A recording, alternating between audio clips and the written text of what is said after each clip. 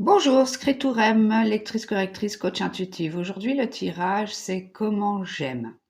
Comment vous aimez la vie, les gens, vos amis, vos collègues, votre amoureux, votre futur amoureux, etc. Je trouvais intéressant cette question dans le sens où souvent on se pose la question, mais comment qu'il m'aime, comment qu'on m'aime, mais jamais comment j'aime, comment on aime la vie et les gens. Donc ce tirage est dans ce sens-là. C'est un tirage à choix. 1, 2, 3. C'est parti. Choix numéro 1. Eh bien, écoutez, vous avez beaucoup de chaleur humaine, d'équilibre et vous êtes quelqu'un qui aime beaucoup la liberté. Donc, c'est bien, vous allez vers les gens. Vous êtes assez sensible et à la fois assez maître de vos émotions. C'est ce qui est très bien. Tout d'ailleurs, vous êtes à la recherche permanente de, de vérité qui est au-delà des apparences. Donc, je ne peux que vous souhaiter de continuer ainsi que de persévérer dans cette voie, car il est vrai que la vie est une recherche permanente d'harmonie et que être au sein des relations humaines inclut automatiquement une forme de liberté. L'amour en soi n'est pas un besoin. C'est une liberté d'être soi, de donner et de recevoir. Je vais finir ce petit tirage avec le petit oracle des anges. Si les anges veulent vous dire quelque chose.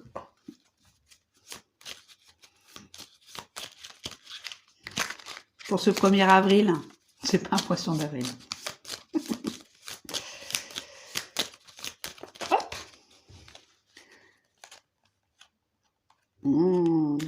D'accord. Vous portez une forme d'anxiété quand même sur vous, en vous. Mais quoi qu'il en soit, le chemin que vous prenez est le chemin qui est destiné. Et quoi qu'il en soit, même si vous avez peur de l'inconnu, quelque chose vous attend. Quelque chose de différent. De différent en tout cas de ce que vous avez vécu, de ce que vous vivez.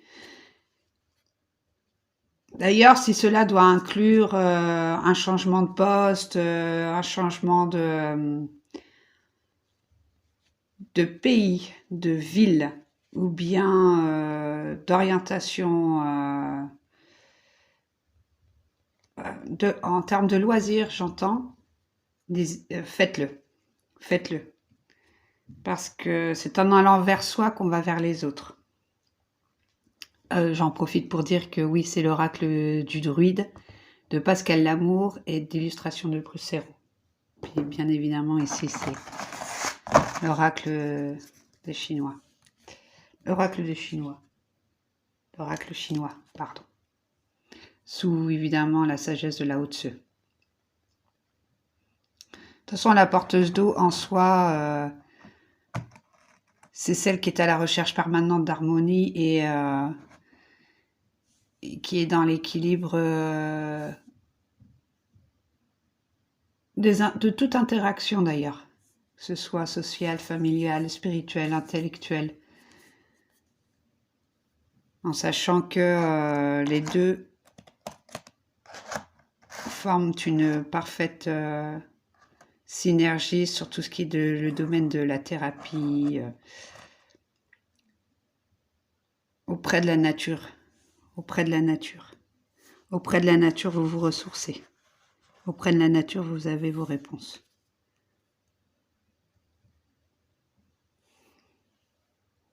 Voilà. Bah écoutez, comment vous aimez bien. C'est cool. Vous portez l'amour. Vous ne recherchez pas l'amour, vous portez l'amour. Et c'est ce qui est le plus important. Bravo. Bonne continuation. Au revoir. Choix numéro 2. Alors ici, nous avons le noisetier, l'Ugnazad sud. L'Ugnazad étant les récoltes au mois d'août. La fête du Lug. Lug, en fait, c'est la fête de toutes les classes sociales. Tao et la victoire. À l'intérieur de vous, vous cachez bien des choses parce que vous avez l'impression de faire, qu'en faisant une forme d'économie de vos souffrances passées, vous n'allez jamais au-delà en profondeur de vos relations. C'est très compliqué dans le sens où soit c'est vu comme une sorte de jeu, comme une sorte de relation aérienne, ou bien alors c'est une forme aussi je dirais pas de complexe de supériorité, mais un désir de contrôler. Alors, j'aimerais vous dire que le premier contrôle que vous devez faire, c'est le lâcher prise. Le lâcher prise. Ça paraît antinomique ce que je vous dis, et pourtant c'est tout à fait vrai. Dans le sens où ce que vous êtes, vous l'êtes depuis toute petite, vous avez grandi avec, vous allez grandir encore avec. Et même si la récolte, vous éprouvez le besoin d'avoir des relations saines, des relations fortes, des relations dans le partage et la compréhension, vous fuyez plus que vous n'allez vers les autres, parce que vous n'allez pas vers vous. Pas encore, pas tout à fait. Malgré tout, vous avez bien conscience, vous êtes bien enraciné, et vous pouvez avoir autant d'amis que vous voulez, des centaines d'amis. Vous pouvez être quelqu'un de très joyeux, de très dynamique, et qui aime bien faire la fête ou qui aime bien aider les gens, et puis que finalement, quand vous rentrez chez vous, ou même si vous êtes en couple, vous vous sentez très seul. Vous vous sentez très seul parce que vous n'avez pas l'impression de vivre pour vous. Alors, comme j'ai dit pour le tirage numéro 1, l'amour n'est pas un besoin, c'est une liberté d'être soi, de donner et de recevoir. Parfois, pour pouvoir recevoir, il faut se donner à soi-même le droit d'être imparfait, le droit de se dire bah ouais, moi ma vie elle a été compliquée, j'ai eu des souffrances et il a fallu que je porte la vie des autres et que bah, la mienne je l'ai tant soit peu oubliée. C'est un travail parfois de longue haleine ou tout simplement de façon très subtile, c'est juste un déclic, une prise de conscience. Et si pour vous c'est plus simple d'avoir des tas d'amis et un tas d'entourage, que ce soit professionnel, amical, familial, parfois amoureux, on peut être très bien aussi de façon infidèle, alors qu'à la source, à l'origine, votre âme demande, demande tout simplement l'équité et comment vous dire bien juste les mots,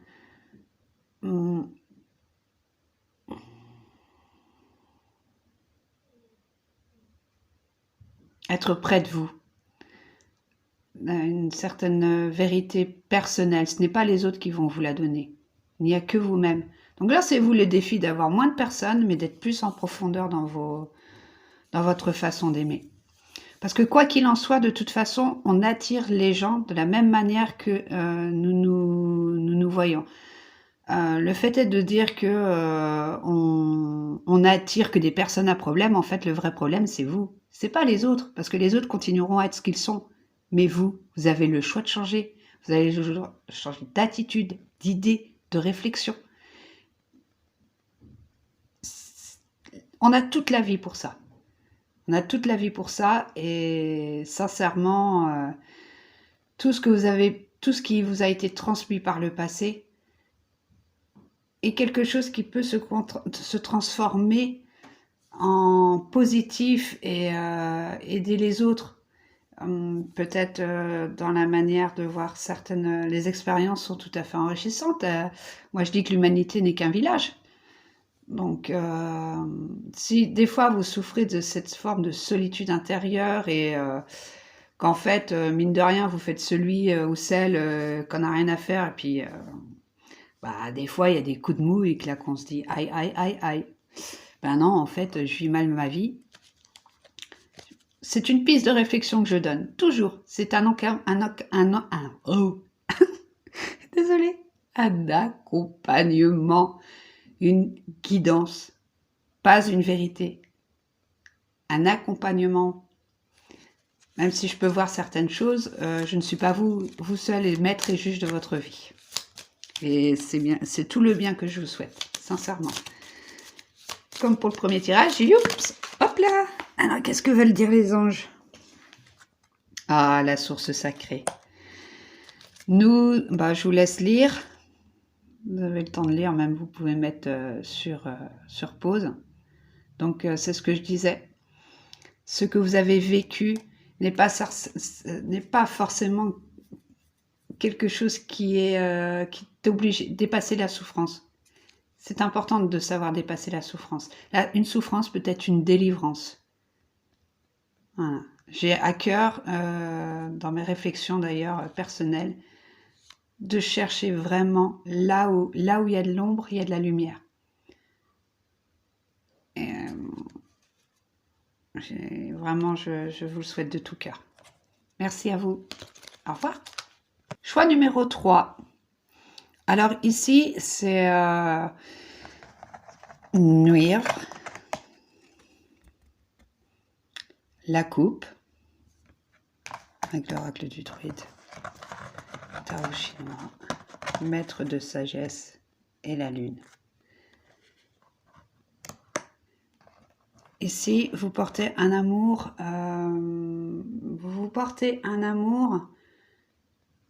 qui est à la fois une forme d'idéalisme contemplatif, tout en étant dans une part d'extrême sensibilité, autant spirituelle qu'émotionnelle. Là, c'est pas tout feu tout flamme, c'est qu'il y a en vous une possibilité énorme de pouvoir transformer toutes vos énergies en différents sentiments et émotions pour pouvoir interagir avec les gens en pleine authenticité. Et c'est ça que vous recherchez, c'est l'authenticité absolue. L'absolu en soi n'existe pas dans l'absolu. Mais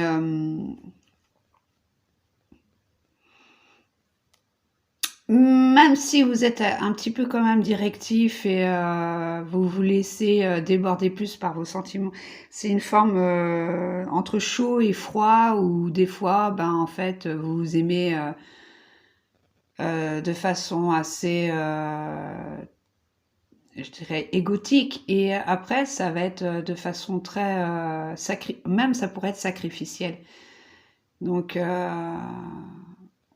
c'est un équilibre dans la grande force que vous avez à l'intérieur de vous, de trouver cet équilibre, ce milieu auquel vous aspirez à vivre pour mieux vivre avec les autres. Maintenant, vous pouvez très bien aussi avoir vécu beaucoup de choses, notamment dans les connaissances intellectuelles, spirituelles, peut-être dans les recherches, etc. Et comment expliquer, comment avoir le nez dans les livres, ou bien dans une très très très expérimentée dans un domaine, pour pouvoir cacher cette hypersensibilité. Alors souvent, les personnes qui sont froides comme ça, qui nous semblent inaccessibles, ce sont des personnes qui portent le feu, qui portent l'eau plutôt, une eau émotionnelle intense, très sensible, et qui se cache, même si vous êtes porté et vous faites énormément confiance autour de vous, parce que je dirais que pour ici,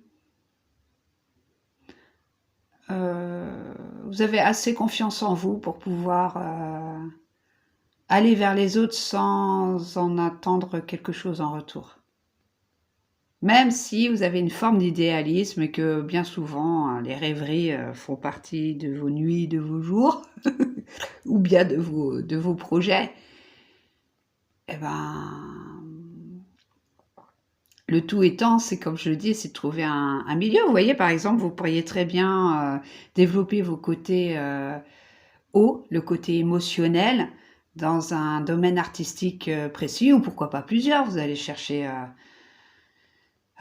comment l'exprimer ouvertement et de façon à partager ce que vous ressentez. Ça peut être dans la peinture, la poterie, hein, je dis pas la musique, hum, l'écriture, autre en tous les cas que dans le domaine de la recherche et de la bienséance intellectuelle. Même si vous avez raison, hein, c'est la juste façon aussi de trouver un milieu, mais le tout étant, c'est de ne pas trop s'aimer, mais de s'aimer suffisamment. Et même si vous avez un tempérament assez développé pour avoir ces connaissances-là, rien n'empêche de trouver une voie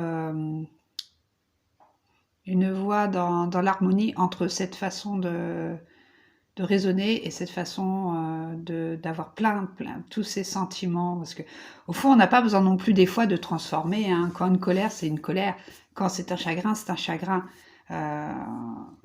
C'est pas, on n'est pas obligé d'être. De toute façon, pour moi, la perfection, c'est la somme de toutes les imperfections. Donc, pour moi, la meilleure façon de... Mais c'est perso, hein, mais la meilleure façon d'aimer, c'est de s'aimer même avec tout ce que l'on est, et tout ce que l'on aurait aimé, et tout ce que l'on n'est pas. C'est un ensemble qui semble concordant comme ça, mais c'est en fait finalement l'équilibre et l'harmonie de toute chose, comme les lois de la nature. Tout ce qui nous semble bien régi est finalement dans un désordre et dans un bordel pas possible. Et c'est ce bordel qui fait en fait finalement l'harmonie des choses entre différents éléments. Bon, ça c'est d'autres théories, mais...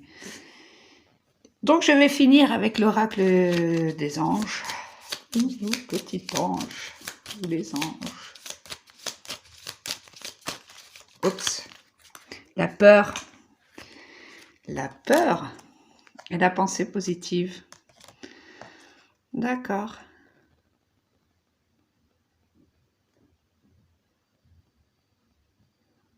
Voilà, la peur d'aller. D'accord.